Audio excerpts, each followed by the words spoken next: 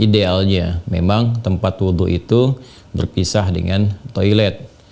Mengapa? Karena di dalam tempat wudhu itu kita juga menyertakan ya berbagai macam kalimat-kalimat thayyibah yang mengiringi proses wudhu, baik sebelum ataupun setelah wudhu itu dilangsungkan. Ya, bukankah kita saat berwudhu kan mengucapkan Bismillahirrahmanirrahim, kan? Sebagai mula kita mengerjakan segala kebaikan dengan dasar yang Nabi sabdakan, kullu amrin tibalin la yubda'u fihi Bismillahirrahmanirrahim fahuwa abtar. Dan itu juga sebagai ekspresi ungkapan gambaran atas niat yang kita tujukan dari wudhu itu, kita arahkan untuk mendapatkan ridha Allah Subhanahu wa taala.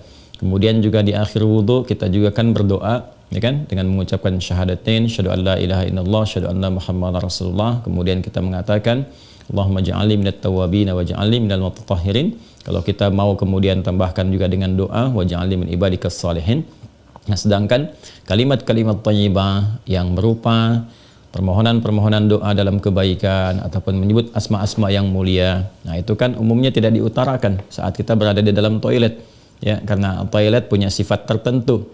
Ya, sifatnya hanya untuk menyalurkan atau membuang hadas, baik yang sifatnya kecil ataupun juga besar, dengan cara-cara tertentu yang boleh jadi juga melahirkan najis. Sedangkan wudhu itu ya tidak seketika juga menyatu dengan menghilangkan najis. Bisa jadi hanya hadasnya saja, belum tentu ada najisnya, gitu kan.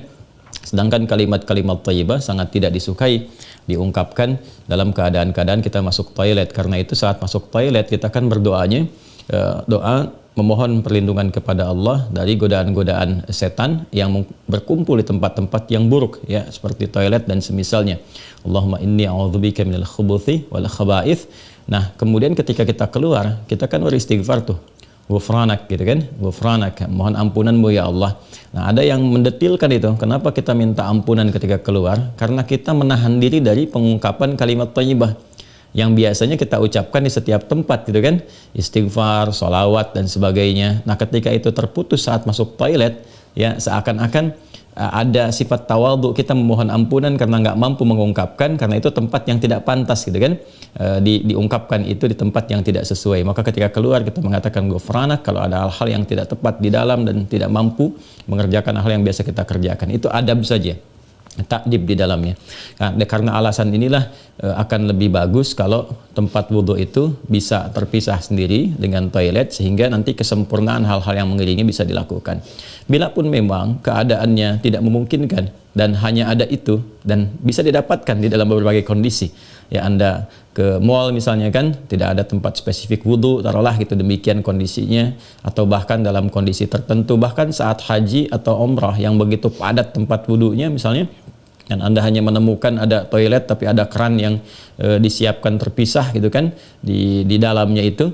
Nah, ini kondisi-kondisi demikian masih memungkinkan. Ya, jadi kalau ada kondisinya sifatnya tidak terpisah keadaan tempat wudhunya, maka tidak ada masalah ketika Anda berwudhu dalam keadaan juga menyatu tempatnya dengan toilet, karena kaidah juga mengatakan ad-daruratu tubihul mahdharat. Kondisi-kondisi yang mendesak itu, kondisi-kondisi yang tidak biasa itu membolehkan, bahkan yang terlarang pun asalnya diperkenankan. Nah, ini kan sifatnya tidak terlarang, hanya tidak disukai, gitu kan, makruh sifatnya, nggak ada nas haram di dalamnya, tapi sifatnya tidak disukai. Tidak disukainya itu karena kita tidak bisa mengungkapkan hal-hal baik yang mungkin kita bisa lakukan, ya, saat kita berwudu. Jadi kita berdoa harus keluar dulu setelah selesai wudu, gitu kan, baru kemudian kita bisa berdoa.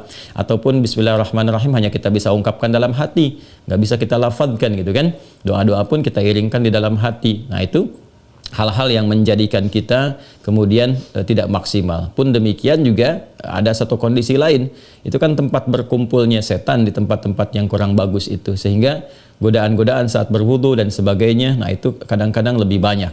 Nah, ini tentunya juga di satu sisi tidak berlaku juga, ya, kondisi ini saat misalnya kalau mandi besar, kadang-kadang kan juga tempatnya menyatu juga dengan toilet, kan mandi besar juga berlangsung wudu di dalamnya, kan? Nah, ini kita harus fleksibel juga dalam kondisi-kondisi demikian. Jadi ini yang mau saya katakan, tidak berhukum haram, itu bisa dilakukan. Kalau tempatnya kita misalnya memungkinkan untuk berpisah, bagus ada dipisahkan. Tapi kalau menyatu pun tidak ada masalah, kan? Tidak ada masalah sepanjang dalam keadaan-keadaan darurat tertentu dan tidak berhukum haram. Ya, apa dalilnya? Yang tadi saya sampaikan. Ya, tidak ada nas spesifik mengharamkannya, dan kadang-kadang kita mandi besar juga, ya, al-ghuslu dari janabah dan semacamnya juga berlangsung, dan dalam mandi besar juga ada wudu. Namun barangkali kesempurnaan itu tidak bisa kita iringkan dengan kalimat-kalimat thayyibah yang diungkapkan, hanya dalam hati kita lakukan. Jadi kalau tidak ada tempat lain dan menjadikan Anda berwudu, misalnya menyatu dengan toilet, di dalamnya ada toilet, maka kalimat-kalimat thayyibah itu cukup dalam hati, tidak perlu diungkapkan di lisan, ya kan? Dan sempurnakan wudu Anda, lalu ketika keluar Anda berdoa sebagai penutup bagian dari wudunya. Demikian kiranya bisa disampaikan. Wallahu taala a'lam bissawab. Dan sebelum saya menutup, ada sesuatu yang sangat menarik ketika Ibnu Abbas radhiyallahu taala anhuma menyampaikan kisah Nabi sallallahu alaihi wasallam, ya, saat beliau berada di kediamannya Sayyidah Maimunah radhiyallahu taala anha, dan malamnya kemudian bangun, ya, bangkit dari tidurnya, duduk dulu menghilangkan bekas ngantuk. Nah, ini ditemukan di Sunan Abu Daud nomor hadis 1367. Tsumma dhahaba ila syanin mu'allaqah. Kemudian beliau pergi ke tempat tertutup. Nah, syanin mu'allaqah ini enggak disebutkan tempat tertutupnya. Apakah dia sifatnya mirhad, ya kan? Apakah tempatnya toilet yang menyatu, kamar mandi, ataukah dia tempat wudhu, ya kan? Midha, misalnya, apakah dia tempat wudhu? Nah, ini yang tidak disebutkan, keadaannya tempat tertutup saja. Ini memberikan kesan bahwa bisa jadi kalau itu yang dimaksudkan adalah tempat yang tertutup, itu toilet dan semacamnya, jelas, ya, dilakukan dalam bentuk tertutup sehingga tidak tampak aurat dan sebagainya, itu fikih yang lain. Tapi kaitan dengan wudhu juga itu cukup menarik juga. Hendaknya kalau kita pun membuat tempat wudhu di satu tempat, ya, dimungkinkan ada penutupnya, karena boleh jadi tempat-tempat yang digunakan untuk oleh laki-laki ataupun perempuan yang menyatu, ya, menyatu itu yang dimaksudkan dimanfaatkannya. Ya, boleh jadi ada perempuan juga yang masuk ke situ, kan di satu tempat tuh nggak ada kehususan gitu, ya. Nah, tapi tempat-tempat lain sekarang sudah lebih bagus. Ini untuk laki-laki, ini untuk perempuan, tuh nggak ada masalah. Tapi kalau tempat yang digunakan untuk menyatu, dia hendaknya ada penutup sehingga nggak semua orang bisa mengakses ke dalamnya dengan batas-batas tertentu. Apa kaitannya, korelasinya dengan pertanyaan Anda? Syanin mu'allaqah di sana nggak disebutkan, ya, apakah itu tempat wudhu atau menyatu dengan toilet. Tapi babnya ketika keluar dari situ Nabi sudah berwudhu. Ya, sedangkan keterangan-keterangan tentang seputar wudhu Nabi dan bangkit di malam hari itu disertakan juga dengan janabat. Artinya apa? Di kondisi-kondisi tertentu kan mandi, ya kan? Dalam mandi itu kemudian ada proses wudhu dan sebagainya. Ini menunjukkan kesan bahwa dalam mandi itu kan ada, selain hadas juga ada sifat-sifat lain yang dibersihkan, ya kan? Bisa jadi juga yang mengandung najis seperti buang air kecil, ya, dan sebagainya kan menyertai dalam mandi itu.